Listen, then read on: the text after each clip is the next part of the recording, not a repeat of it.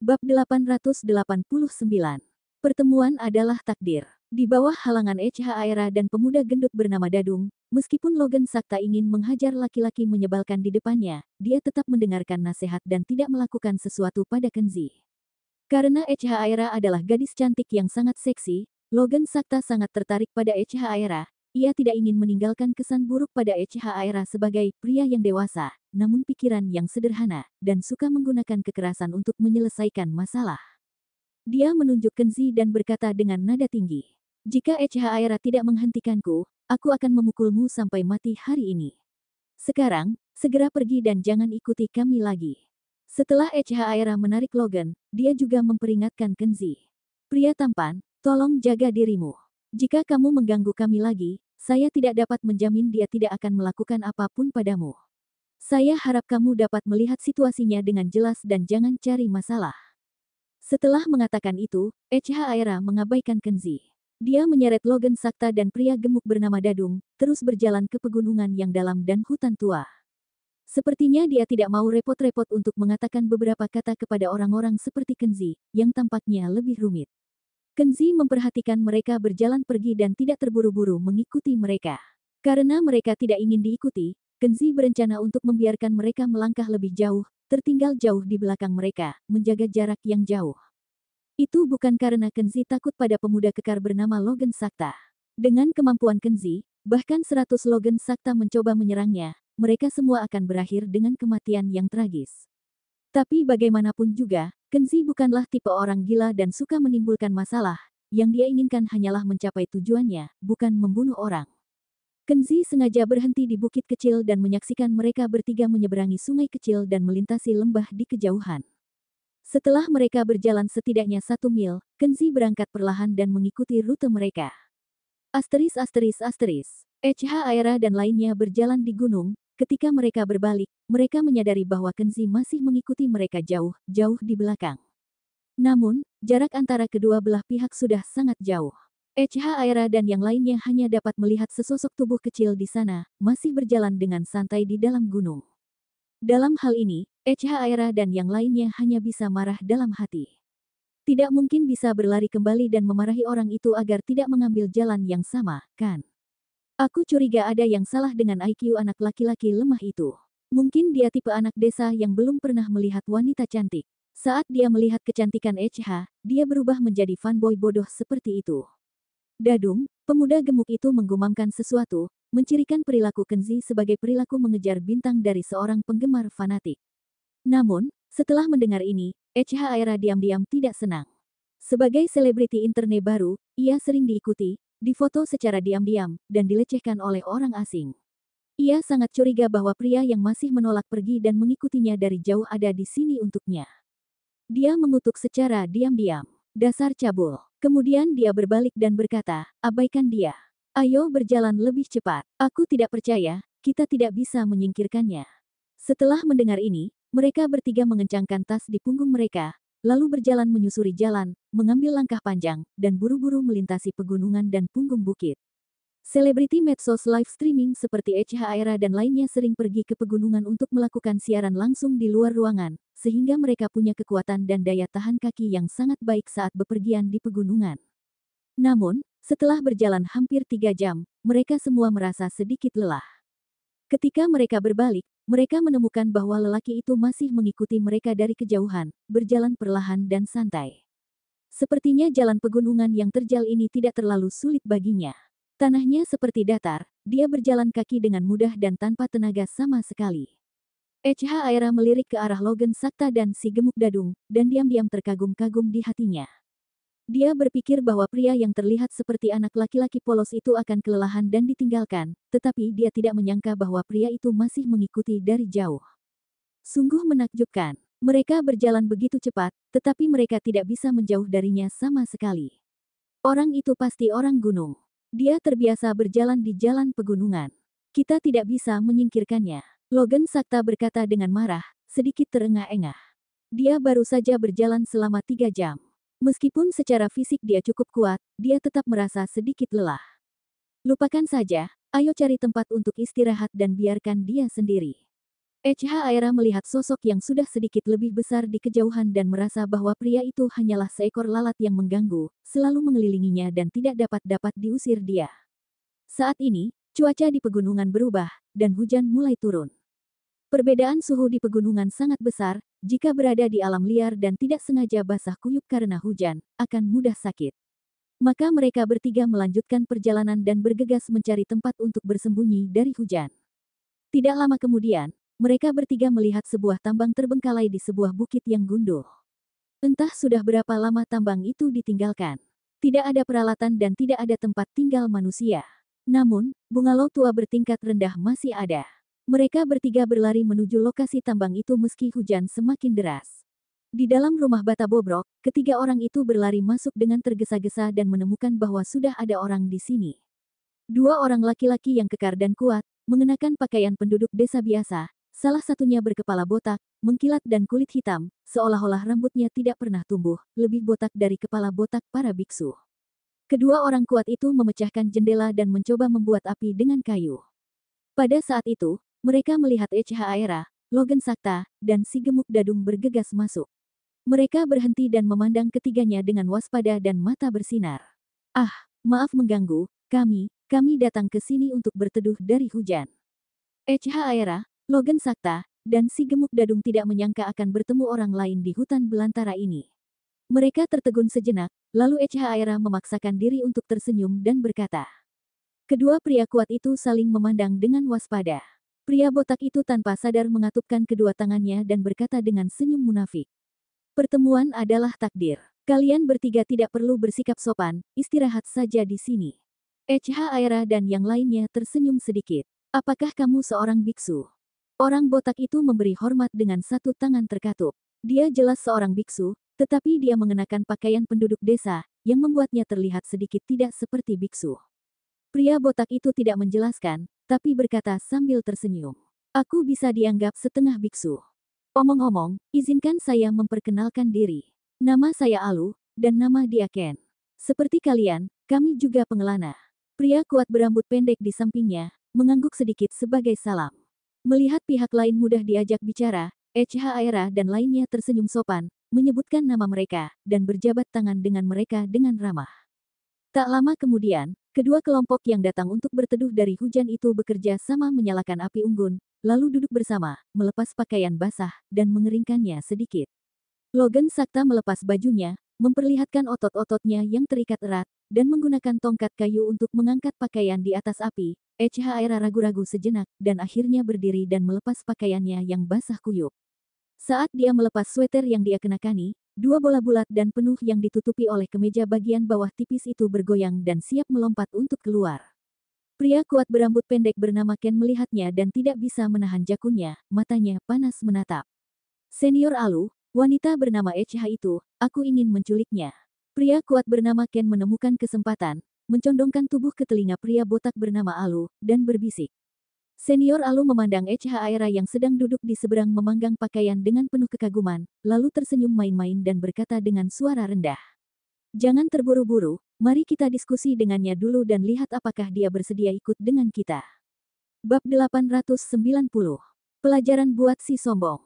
Hujan di luar semakin deras, langit dan bumi tertutup hujan dan kabut, dan diperkirakan tidak akan berhenti dalam jangka pendek. Aera mengenakan pakaian kering, lalu mengambil beberapa makanan seperti roti dan minuman dari ranselnya, dan memberikannya kepada Logan Sakta dan si gemuk dadung untuk dimakan bersama. Melihat dua pria cakap dan kuat di seberang api unggun, yang relatif pendiam dan sepertinya tidak pandai berbicara, Aera berinisiatif, mengambil ranselnya dan duduk, meminta mereka mengambil beberapa makanan. Mereka berdua tidak menolak, sedikit mengucapkan terima kasih dan mulai makan perlahan. Laki-laki botak bernama Alu berkata sambil tersenyum, Nona karena nasib kita, ada yang ingin saya tanyakan kepadamu. Aera sedikit bingung dan bertanya. Senior Alu, apa yang ingin kamu bicarakan? Pernahkah kamu mendengar tentang Sekte Teratai Putih? Senior Alu bertanya. Aera tidak tahu dan menggelengkan kepalanya dengan bingung. Senyum Senior Alu menjadi lebih lembut dan dia berkata. Sekte Teratai Putih telah ada sejak zaman kuno. Sebagian besar dari murid Sekte Teratai Putih beragama Buddha, namun berbeda dengan aliran Buddha lainnya, Misalnya murid sekte teratai putih bisa memanjangkan rambut, tidak pantang alkohol dan daging, dan juga bisa jalan-jalan keliling dunia seperti orang biasa. Mereka belajar, bekerja, berbisnis, termasuk menikah dan memulai sebuah keluarga. Sebenarnya, sekte teratai putih tidak seperti sekte keagamaan dan lebih seperti sekte tersembunyi yang misterius. Di bawah struktur organisasi tertentu, para murid dari sekte teratai putih ramah satu sama lain dan berkomunikasi dengan bebas. Mereka biasanya mengejar kesempurnaan hidup mereka sesuai dengan ajaran sekte teratai putih. Misalnya, beberapa murid mengejar kehidupan abadi, beberapa mengejar kesucian, dan beberapa murid berharap untuk menguasai kekuatan mengendalikan hantu untuk mengguncang dunia. Ada banyak murid perempuan yang ingin mengejar kecantikan abadi dan awet muda. Saya telah menemukan rekan latihan yang sangat baik di sekte teratai putih, berbagi pikiran dan keuntungan yang sama serta menjalani hidup bahagia bersama. Saya bercerita banyak karena saya ingin memberitahu Anda tentang keindahan sekte teratai putih. Namun, pengetahuan saya tidak baik dan tidak pandai berbicara, jadi keindahan yang digambarkan hanya seperti setetes air di lautan, tidak sebaik para petinggi sekte teratai putih. Nona Echa, kalau dilihat dari wajahmu, kamu seharusnya orang yang diberkati. Jika kamu jatuh begitu saja ke dunia manusia, hanya demi uang, makanan, pakaian, dan hal-hal sepele setiap hari, mungkin bukan kepuasan hidup sejati bagimu. Kamu pasti punya ambisi yang lebih mulia, seperti masa muda dan keabadian, seperti melompat keluar dari alam bawah sadar dan mengejar kehidupan abadi. Tentu saja, jika ambisimu ingin membuat lebih banyak prestasi di dunia, kamu juga bisa mendapatkan kekuatan hantu dan dunia lain melalui latihan. Singkatnya, Nona Echa adalah peri dan tidak boleh membuang waktu di dunia fana, jadi saya ingin menyarankanmu untuk bergabung dengan sekte teratai putih kami dan berlatih bersama kami. Setelah dia selesai berbicara, dia menurunkan alisnya dan menggenggam tangannya terkatup. Echa Aira sedikit terkejut setelah mendengar apa yang dia katakan. Dia tidak pernah menyangka bahwa ketika dia baru saja masuk untuk berlindung dari hujan, dia akan bertemu dengan seorang biksu aneh yang membujuknya untuk bergabung dengan apa yang disebut sekte teratai putih. Dia terdiam dan tidak tahu bagaimana menolak untuk waktu yang lama. Logan Sakta, yang sedang menghangatkan dirinya di dekat api di sebelahnya, mencibir dan menunjukkan ekspresi mengejek. Setelah sekian lama, ternyata dia adalah misionaris yang merekrut orang. Seorang setengah biksu aneh, berbicara tentang dongeng, seperti keabadian, masa muda, dan kekuatan dewa dan hantu, apa itu masuk akal? Aku pikir kamu pembohong. Mengapa tidak membuktikannya kepada Nona Echa? Apakah kamu benar-benar sehebat yang Anda katakan?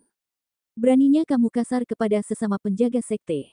Pria berambut pendek bernama Ken tidak tahan dengan ejekan dan menjadi marah. Dia hendak melangkah maju, tetapi senior Alu mengulurkan tangan untuk menghentikannya dan berkata dengan acuh tak acuh, Junior Ken, mohon bersabar. Junior Ken duduk dengan getir, dan senior Alu kembali menunjukkan senyuman hangat. Dia berkata, Bang Logan ini benar.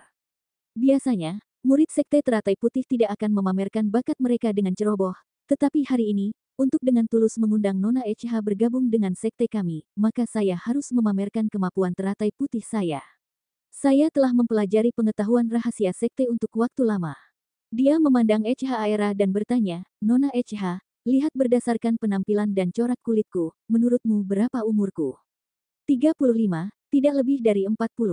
Echa Aira tidak punya banyak pikiran.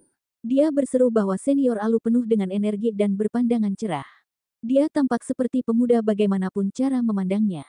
Echa Aira mengira dia berusia antara 35 dan 40 tahun, tetapi Echa Aira merasa itu agak berlebihan. Senior Alu tertawa dan berkata, adik laki-laki saya Ken Caprio baru berusia 35 tahun, dan saya 3 kali lebih tua. Echa Aira dan yang lainnya terkejut setelah mendengar ini. 3 kali lebih tua, bukankah itu artinya dia berusia 70 atau 80 tahun?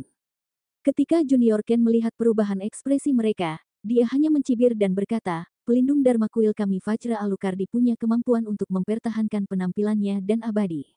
Dia berusia 73 tahun ini. Setelah mendengar ini, Logan Sakta tidak mempercayainya dan berkata dengan sangat meremehkan. Buka matamu, kamu berbohong. 73, kamu kira kami anak kecil.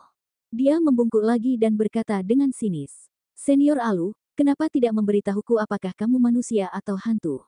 Mungkinkah kami tidak sengaja bertemu seorang hantu yang legendaris? Begitu dia mengucapkan kata-kata tidak sopan ini, wajah Alucardi berubah, dan ada sedikit niat membunuh di matanya, yang melintas. Dia tidak membantah dan berkata dengan dingin. Bang Logan, bolehkah saya bertanya berapa umurmu tahun ini? Aku bukan monster tua yang tidak akan pernah mati. Tahun ini aku berumur 28 tahun, dan aku berada di dalam masa muda yang prima. Logan Sakta tertawa, sepertinya sangat menyukai pertanyaan ini. Saya kira tidak. Alucardi menggelengkan kepalanya dan berkata dengan dingin.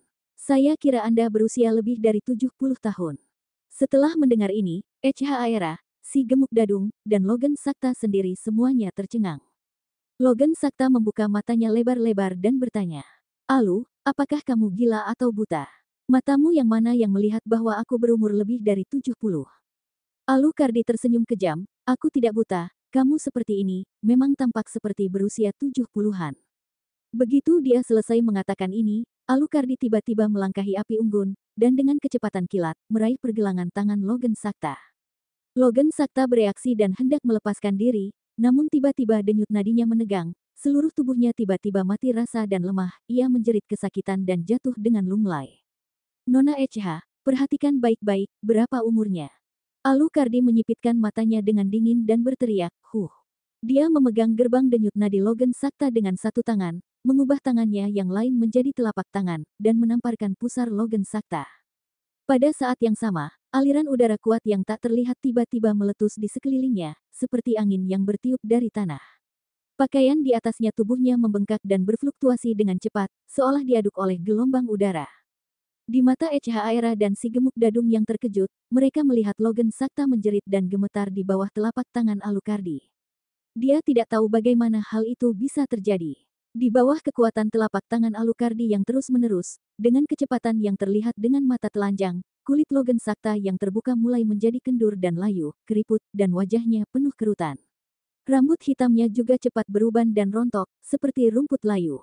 Dan seluruh ruangan mulai dipenuhi dengan bau aneh, termasuk bau air seni dan darah, serta bau feses, yang semuanya sepertinya berasal dari sela-sela kaki Logan Sakta yang gemetar hebat.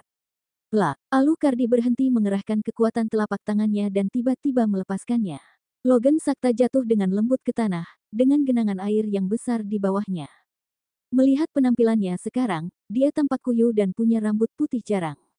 Dia awalnya adalah seorang pemuda tinggi dan kekar, tetapi seolah-olah darahnya telah terkuras. Hanya dalam waktu singkat, dia berubah menjadi pria tua yang sekarat. H.H. Aera akhirnya menjerit panjang dan melengking. Seolah-olah dia telah bertemu dengan iblis yang paling menakutkan. Dia begitu ketakutan sehingga dia mundur dari sudut dan meringkuk bersama rekannya yang bernama Dadung, menggigil. Kedua mata mereka dipenuhi ketakutan yang mendalam. Alucardi berjalan tanpa ekspresi dan mengatupkan kedua tangannya. Amitabha. Biksu ini sekarang ingin bertanya kepada Nona H.H., apakah bersedia bergabung ke sekte kami dan mempraktikkan ajaran Budo dengan bahagia bersama murid dan rekan-rekan praktisi teratai putih kami. Junior Ken juga berjalan mendekat, matanya jahat dan dia berkata, Senior, jangan berdiskusi dengannya, aku sudah jatuh cinta padanya. Mengapa tidak bunuh saja pria itu dan serahkan wanita itu padaku? Aku ingin bermain dengannya sekarang. Sebelum selesai berbicara, mereka berdua menyadari sesuatu pada saat yang sama dan berbalik melihat ke pintu. Di tirai hujan di luar pintu, seorang pemuda berjalan dengan tenang meskipun hujan deras dan tubuhnya basah kuyup.